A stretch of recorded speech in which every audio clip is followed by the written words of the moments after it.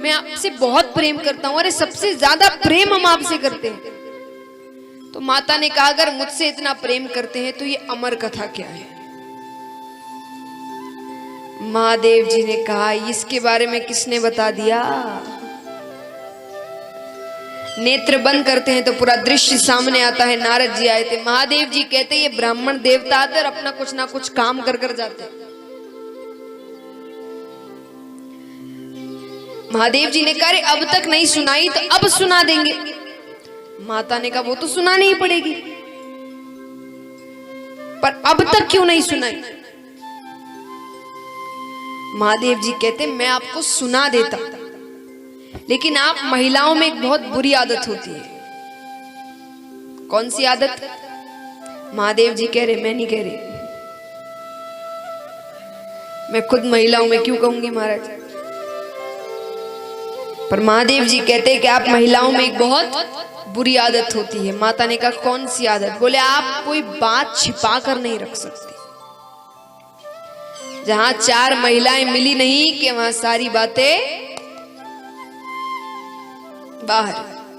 और ये कथा हर किसी को नहीं सुना सकते। ये बहुत गोपनीय कथा है। गोपनीय भी कैसे, नाम से आप समझ सकते हैं। अमर कथा, सुनने वाला अमर हो जाएगा। इसलिए मैंने आपको नहीं सुनाई। माता ने कहा मैं किसी को नहीं बताऊंगी, अब मुझे ये कथा सुनाइए।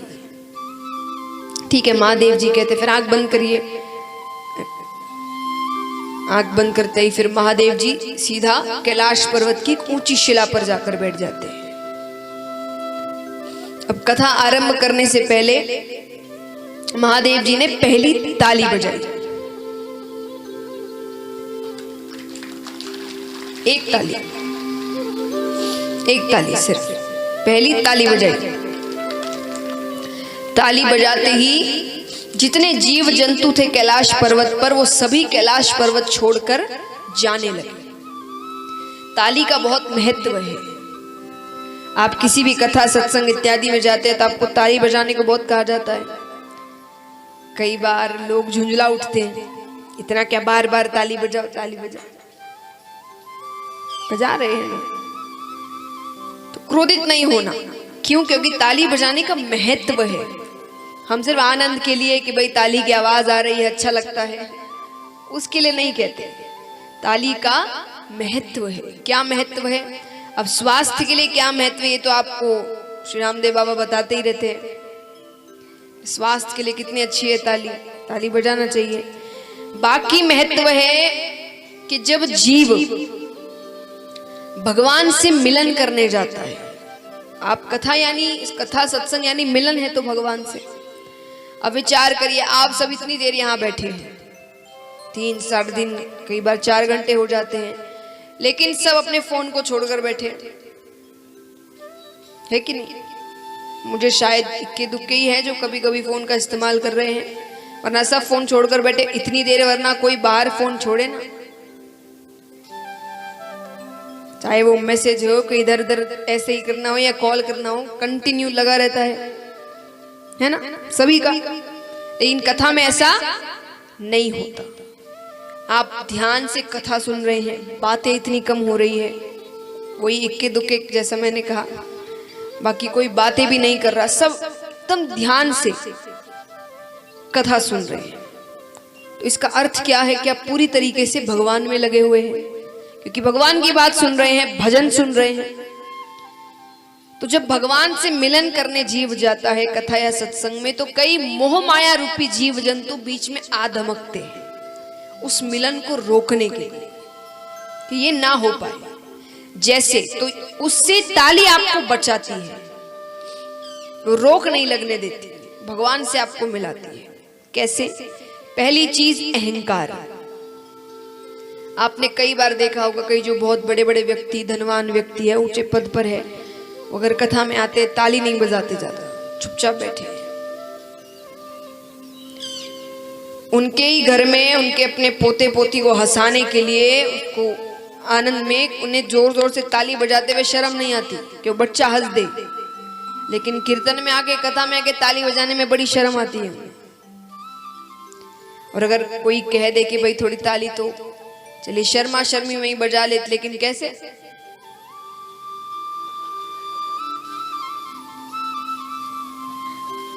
ये क्यों होता है? कि अहंकार है। भगवान के दर पर भी हम सोचते हैं कि हम ये है, हम वो है। वो अहंकार आपको ताली नहीं बजाने देता। तो ताली बजाओगे तो यानी अहंकार नहीं है। अहंकार जो बीच में आने वाला था उसका पर्दा हट गया। दूसरा पर्दा आता है आलस्य। कईयों को कथाओं में नींद बड़ी आती है, जैसे पूरे दिन सोए नहीं, यहीं आकर सोना है। वो क्यों होता है? क्योंकि आप कथा ध्यान से नहीं सुनते, और अगर सुन भी रहे हैं तो चुपचाप बैठे हैं, तो नींद आएगी। अब जो ताली बजाते रहता है, जोश में रहता है, उसे नींद नहीं आती। तो इसलिए ताली बजाने से आलस्य का पर्दा भी हट जाता है। फिर होते हैं कुछ ऐसे जीव जंतु जो हमारे पास ही बैठे होते हैं,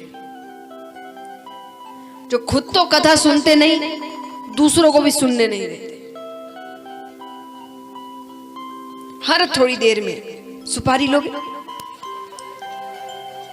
सौंफ खाओगे, बिस्किट खाओगे, पानी पियोगे। अरे खुद नहीं सुन रहा, हमें भी नहीं सुनने दे रहा। और ये वही लोग होते हैं जो कुछ दिन बाद अगर उनसे कोई ऐसा व्यक्ति पूछे कि भाई जो नहीं गया कथा में, कथा कैसे? अरे बोले बड़ी अच्छी हुई। क्या कहा कथा में? अरे बड़ी अच्छी कथा। कहा क्या? अरे इतनी अच्छी कथा हुई, वापस करवाएंगे। तो कहा क्या? बोले वो याद नहीं। अब शांत बैठोगे तो वो आपसे बातें करेंगे, ताली बजाते रहोगे, उत्साह में रहोगे तो आपको टोकेंगे नहीं। और टोका भी तो आप बता सकते कि भाई हम तो ताली बजाने में इतने मग्न थे, ध्यान नहीं दिया। जैसे आजकल नया तरीका, किसी से बात नहीं करना है तो भले ही उसके अंदर कुछ चल नहीं रहा है पर क्योंकि किसी व्यक्ति से बात नहीं करनी है, कोई टोके ना। तो ऐसे जीव जंतु से बचने का तरीका है ताली। ने मग्न रहो ताली बजाने में, भक्ति में, कि वो आवाज भी दे तो आप बाद में कह सको अरे भाई ताली की आवाज में तुम्हारी आवाज ही नहीं है। तो ताली आपको इन सभी जीव जंतुओं से बचाती है, इसीलिए ताली का बहुत महत्व है।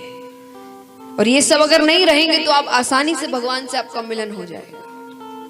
मिलन का अर्थ ही होता है कि आपको पता नहीं चला कि कब 3 साढ़े 3 घंटे निकल गए। इसका अर्थ है कि आप पूरी तरीके से भगवान में लीन थे, वरना समय समय का पता चलता है।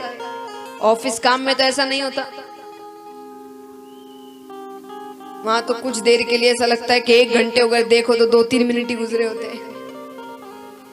और कई बच्चे हैं, उनके साथ स्कूलों में, कॉलेजेस में ऐसा होता है।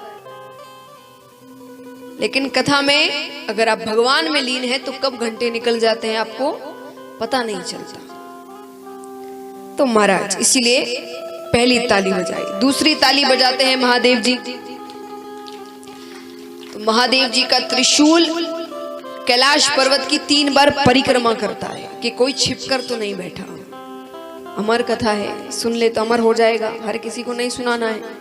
तो परिक्रमा करके वो पता कर लेता है कोई छिप कर तो नहीं बैठा, कोई नहीं है। तीसरी ताली बजाते हैं, भक्ति में वातावरण हो जाता है, सुगंधित हवाएं बहने लगती है।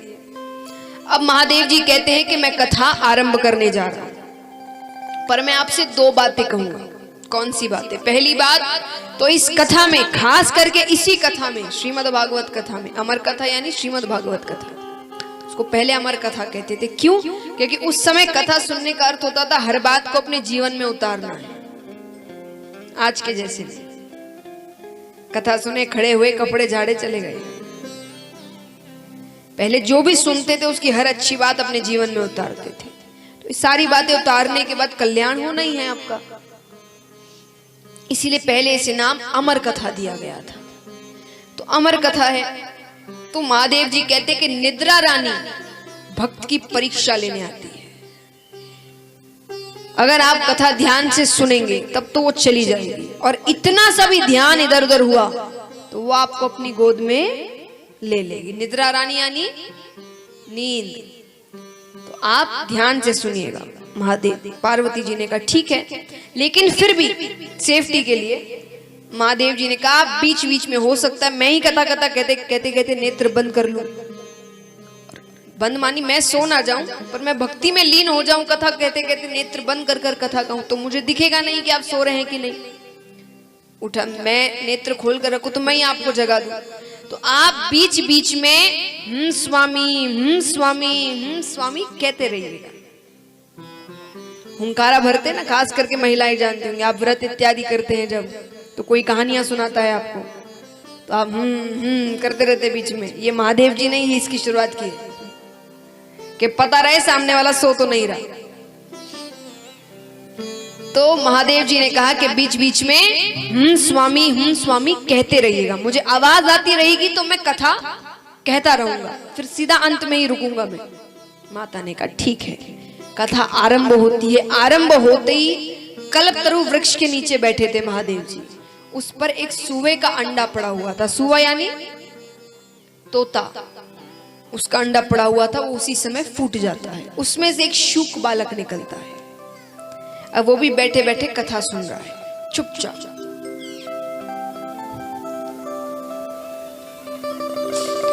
वो भी कथा सुन रहा है। अब थोड़ी देर माता ने कथा सुनी, थोड़ी देर बाद माता निद्रा रानी की गोद में चली गई, सो जाती है। अब महादेव जी भी नेत्र बंद कर कर कथा कह रहे हैं, उन्होंने पहले ही कह दिया था, लेकिन महादेव जी ने कथा कहना बंद नहीं किया। क्यों नहीं किया? क्योंकि तोते का ये स्वभाव होता है, वो कोई शब्द बार बार सुन ले तो उसे दोहराने लगता है। अब माता तो सो गई, वो शूक बालक कह रहा है ऊपर बैठा बैठा स्वामी स्वामी स्वामी।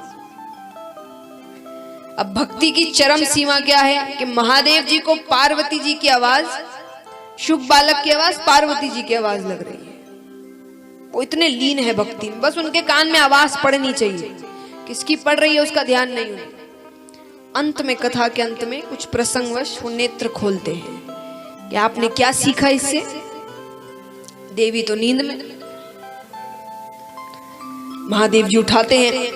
माता ने कहा आप फिर से कहिए, मैं अब नहीं सोऊंगी। माता ने कहा वो बात तो ठीक है, लेकिन अगर आप सो रही थी इतनी देर से स्वामी कौन कह रहा था? इधर उधर देखते, नेत्र ऊपर जाते हैं। अब वो शूक बालक आगे आगे और त्रिशूल लेकर महादेव जी पीछे पीछे। उनकी नजर में वो छुप कर कहीं बैठा था। उन्हें नहीं पता कि उसका जन्म ही तब हुआ जब कथा आरंभ हुई। तो महादेव जी ने कहा इसने तो चोरी से कथा सुनी है, जबकि सब जीव जंतुओं को बताया गया था कैलाश पर्वत छोड़ने के लिए। 3 लोग 14 भुवन घूम लेते, कोई सहायता नहीं कर रहा। महादेव जी से कौन बैर लेवे? अब शूक बालक ने सोचा कि जब दैत्यों से संकट हो तो देवताओं के पास जाओ, पर जब देवताओं से ही संकट हो तो किसके पास जाए? तब ब्राह्मण देवता के पास जाओ। ब्राह्मण देवताओं की बात देवता भी सुनते हैं। ब्राह्मण देवता यानी जिन्होंने कार्य वैसे किए हो। सिर्फ ब्राह्मण कुल में जन्म लेने से ब्राह्मण देवता नहीं बन जाते। कहते ना कि पति परमेश्वर, तो पति बनने से परमेश्वर नहीं बन जाते, परमेश्वर जैसे काम करने पड़ते हैं, तब जाकर पति परमेश्वर कहा जाता है। उसी प्रकार ब्राह्मण कुल में जन्म लेने से ऐसा नहीं है कि देवता आपकी बात सुन ले, आपको वैसे कार्य करने पड़ते हैं। तो इसलिए तो शुकदेव जी यानी शुक बालक किसी भी घर में जा सकते थे, पर वो वेदव्यास जी के घर में गए। वेदव्यास जी के घर में उनकी धर्म पत्नी के मुख के द्वार से वो उबासी लेती है और उनके मुख के द्वार से उनके गर्भ के अंदर चले जाते हैं। गर्भ में जाकर बैठ गए। अब यहाँ पर महादेव जी दौड़े दौड़े आते हैं, हाथ में त्रिशूल लिए, नेत्र लाल। वेदव्यास जी ने कहा प्रभु पहली बार तो दर्शन दिए, वो भी इस रूप में, कुछ गलती हुई है मुझसे? महादेव जी ने कहा एक चोर मेरे यहाँ से चोरी कर कर आपके यहाँ आया है। वेदव्यास जी ने कहा चोरी, वो भी आपके घर पर? आपके घर में चुराने को है ही क्या? महादेव जी ने कहा क्या मतलब? अरे नहीं, मतलब आप तो बिना मांगे ही दे देते हैं, आपके घर में कोई क्यों चोरी करेगा? और आप तो कुछ ऐसा रखते भी नहीं कैलाश पर्वत पर, भांग धतूरा इत्यादि तो खाने की वस्तु चुराई हो उसके लिए इतना क्रोध? बोले नहीं, उसने मेरी अमर कथा चोरी से सुनी है, मैं उसे मृत्यु दंड देकर रहूंगा। वेद व्यास जी ने कहा सही नाम है आपका भोले भंडारी। बोले क्यों? बोले क्योंकि अगर उसने अमर कथा सुन ली वो तो अमर हो गया, आप उसे मार ही नहीं सकते।